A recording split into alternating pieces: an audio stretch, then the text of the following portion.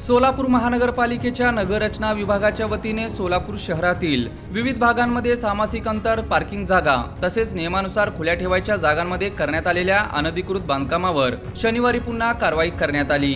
या मोहिमेत 4 ठिकाणावरील वाढीव व अनधिकृत बांधकामाचे पाडकाम करण्यात आले। भवानी पेठेतील टीपी क्रमांक 02, अंतिम प्लॉट क्रमांक 90H/32 या ठिकाणी मिळकतदार रामकृष्ण मल्लिकार्जुन रंगदाळ व इतर मालकीच्या इमारतीमध्ये रिअर मार्जिन भागात बांधण्यात आलेला जिना तसेच शौचालय बाथरूमचे अनधिकृत बांधकाम हटवण्यात आले। या कारवाईसाठी संबंधित मिळकतदारांनी स्वतः ब्रेकर व मजूर उपलब्ध करून सहकार्य केले।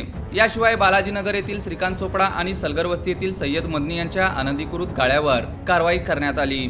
नेहरू नगर येथील पलवेच्या तसेच विजय देशमुख नगर येथे पिरजाद यांच्या सामाजिक अंतरावरील वाढीव बांधकामे व बाल्कनीचे पाडकाम करण्यात आले। तसेच बोळकोटे नगर येथील अशोक तांबोळे यांच्या वाढीव बांधकाम निष्कासित करण्यात आले। ही कारवाई महापालिकेचे आयुक्त डॉक्टर सचिन ओंबासी यांच्या मार्गदर्शनाखाली तर कार्यकारी अभियंता नीलकंठ मठपती यांच्या नियंत्रणाखाली पार पडली।